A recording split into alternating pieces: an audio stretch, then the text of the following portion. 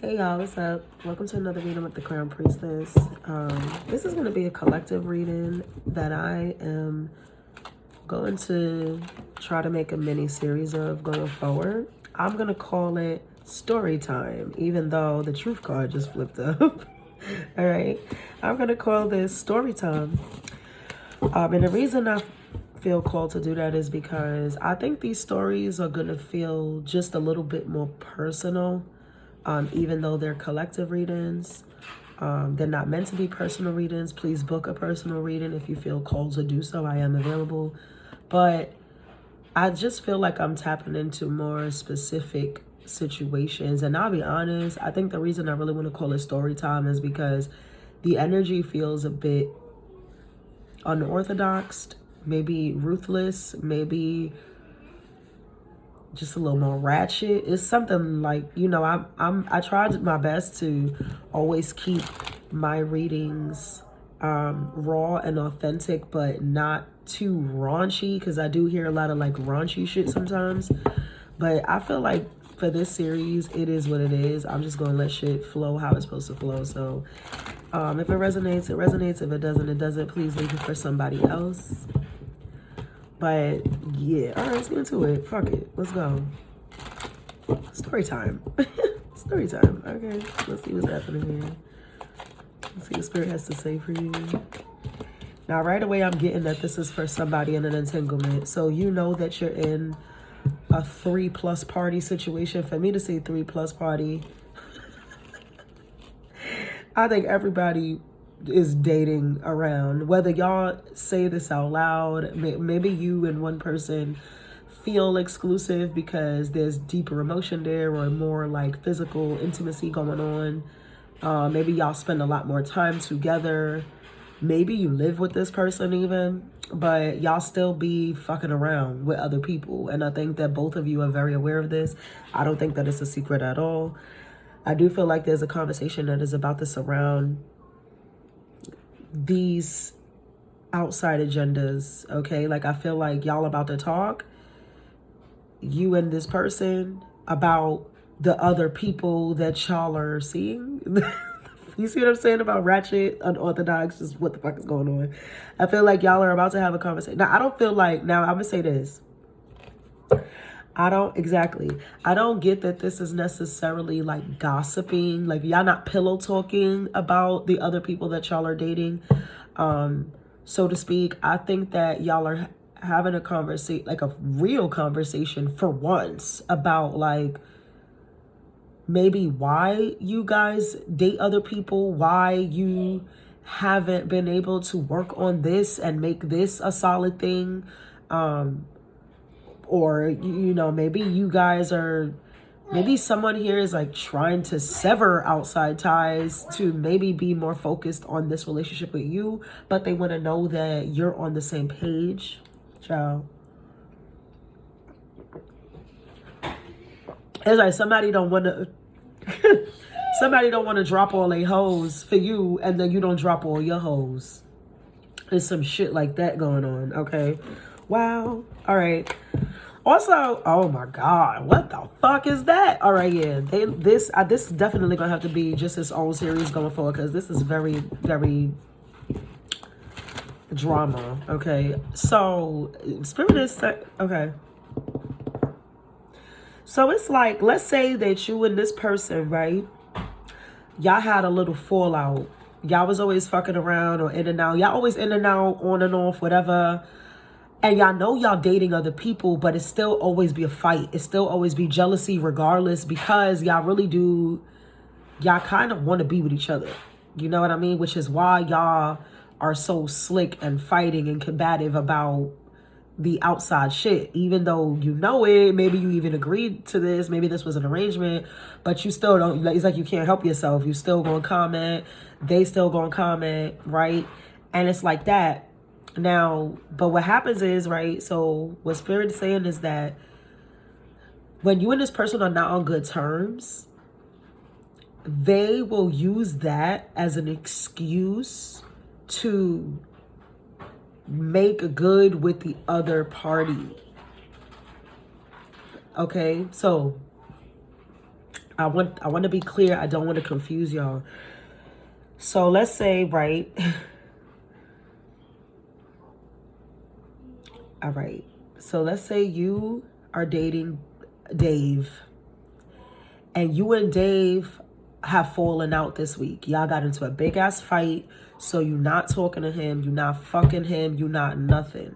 So Dave goes to see Sally, because Sally is one of his other people that Dave dates. You know Sally. You know about Sally. You don't care because you also are dating Tom.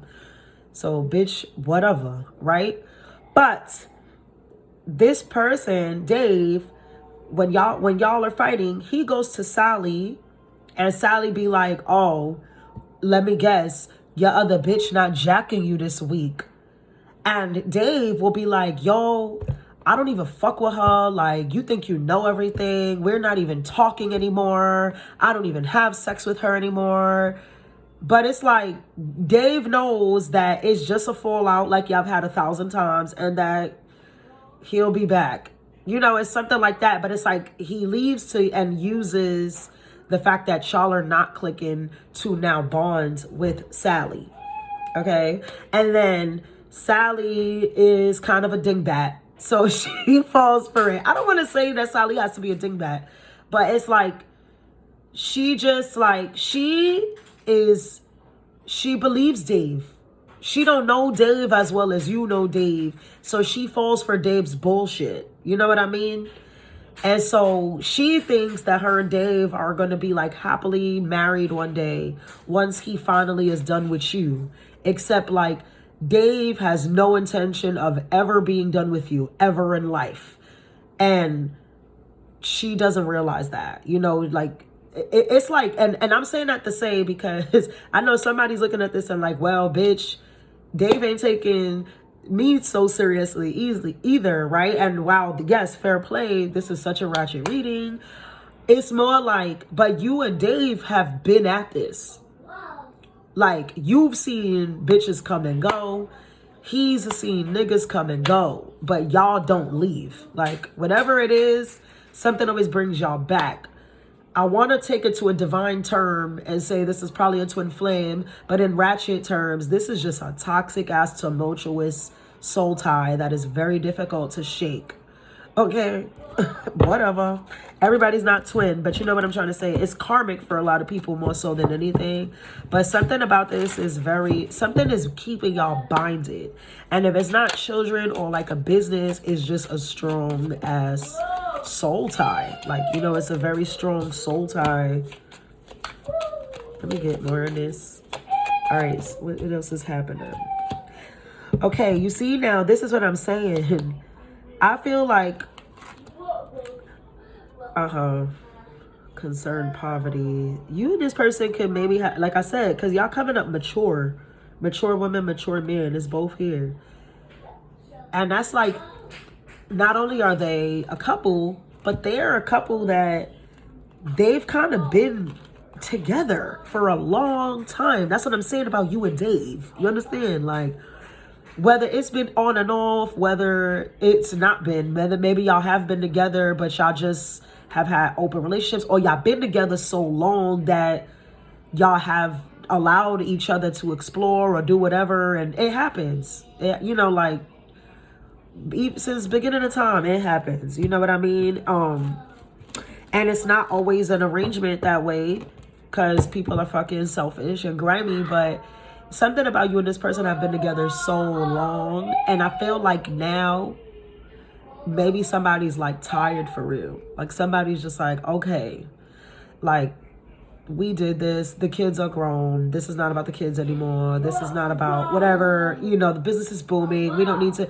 you know, it's like how Dolce and Gabbana divorced, but they knew to keep that fucking contract, because hello, we are a household name now. So you know what I mean? It's something like that with you and this person. Oh gosh. All right, let's see what else they got. Story time. What the fuck is going on?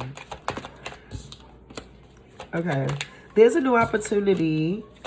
Yes, because see, somebody's holding on to the memories that y'all have had, holding on to, I think too, what's kept you and this person together is stability, but I wanted to say sustainability. Something about y'all bond has now here. Okay, yes, it's like somebody, one person, not both of you, one of you has sustained this relationship. But now, especially if this is something that's been going on for a long time, whoever's been carrying the weight of this shit on their back, they're exhausted. You know, it's like they back them gave out. But now this other person is afraid because they're like, they're in a comfort zone. You know, this is kind of what they've known. They do feel guilty.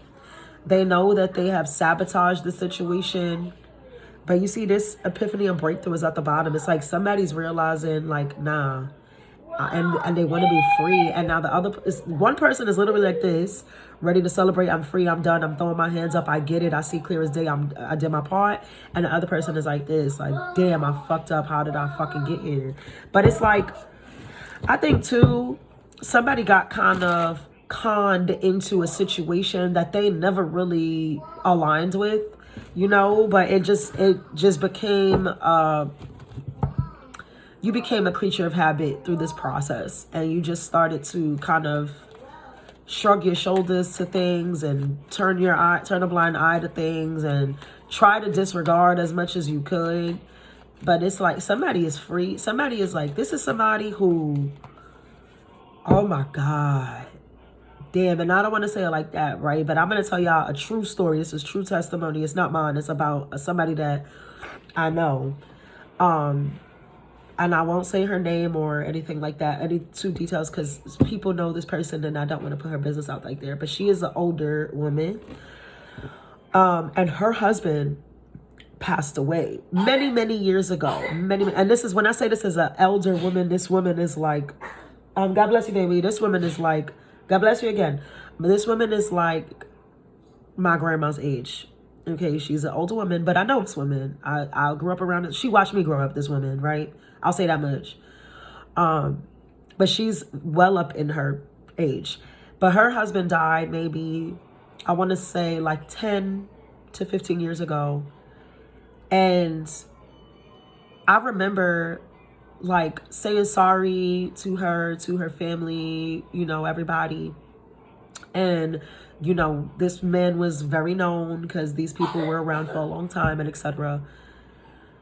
But I had a conversation with her maybe like a month after her husband's passing, because she just looks so happy. And this is not a cruel thing, y'all. Like, this woman is not a cruel woman. She's not a bad woman, but it goes to show you how much you just really don't know what somebody is experiencing in their connection. And this woman was a faithful wife to this man for 40 plus years. They had children, grandchildren, everything. But I see her maybe a month post this man's death. And I'm like, you know, how are you? You look good, you know, and you feel good. I mean, what's up? Like, I'm glad to see you like this, to be honest, because even in all the years I knew her, I almost felt like I never seen her smiling ever, you know. And it didn't occur to me because I was just a kid and I was in and out and doing I wasn't really concerned with this old ass woman. I'm telling y'all, she's like my grandmother's age. So I'm speaking with her and she's just like smiling, you know, like happy. And she's like, you know, I devoted so much of my life to my marriage and my children, and I just feel free. And this woman, when I'm speaking to her, she was probably already like 65 years old. And I just remember feeling like, huh. And I hugged sis. I hugged her and I said, you know what? I'm happy for you. And it wasn't to shame her husband. I don't think that she was shaming her husband. I don't think that, you know, she felt offended by me. Obviously, she felt offended by me by her hugging her. And I didn't take it as like, wow, you wicked. Because I know a lot of low frequency people would think that. But no, this woman was not bitter. She was not angry. She never stepped out of her fucking marriage. And she was a very, 50s type of wife. Like, you know what I'm trying to say? So that goes to also say, I can only imagine in those 40 plus years of her marriage, raising those children, raising her grandchildren, I can only imagine what she experienced in that house. Because whatever happened in that house stayed in that house, because we ain't know nothing about it. Nobody knew nothing about it. You know what I'm trying to say? So to hear her say that, and I felt her joy. I felt her spirit just free. That is what somebody is experiencing right now. And I don't think that it's necessarily the passing of a partner, but it's definitely the death of something here, you know, and there's a transformation in both of these energies, except one is very much free of this burden, and the other is about to be imprisoned by the thought of the fact that they had to lose this. Okay. Oh, child. All right, let's get some advice. What? Yo.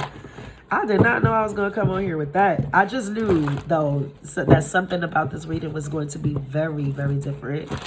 Very, I don't know. Unconventional is the word. Thank you, Spirit. Unconventional. What kind of advice does Spirit have for anybody who resonates with this message? Bitch, you got triumph and success with positive movement forward on the bottom. Okay. It's cutting somebody, though. Okay, because this triumphant success, I get the energy of the Ace of Swords with this. So we all know, as a divine gift with aces, divine starts, new beginnings, fresh takeovers, fresh outlooks, especially logically, mentally, you know, you feel, like I said, it's that feeling, like with this energy that I'm getting. These are divine gifts for you. This is God saying, yes, come here. I almost see like God reaching his hand to pull you up, like pull you up on a stage, pull you up a step, pull you up on a ledge, on something, but they pulling you up out of something. And it's going to be it may be very sharp ending for somebody else, a very cutting edge for somebody else. But for you, girl, or boy, I just be vernacular, girl. It's okay. Whether you flying solo or not, you're fine. I mean, you have a bright future to look ahead to. Do the oracles have anything to add here? And then we'll get some signs maybe in houses for y'all, something like that. Is there anything else the oracle has to add to this? Self-love and creation. Look at these. Look at these.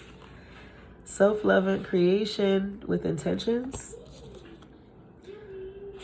Contracts, career, and commitments until debt tear us apart. I'm telling you, something is done on family, home, and commitment. Child, I can't make none of that up. But stability, harmony, and flow is at the bottom. So let's see what signs, houses, or whatever can be involved with this. Okay. You have Neptune, Pisces. Wow, double Pisces, because I believe Pisces is ruled by Neptune. So Neptune, Pisces, the 10th house. What else? Aries, the 6th house, and South Node. So leaving comfort zones, etc. That makes sense. One more. Taurus. Who the hell is that? The 7th house and the moon. Interesting. So it could be Cancer, Pisces again. But yeah, I'm gonna leave it right there, y'all. Please book your personals, and love, light, and abundance.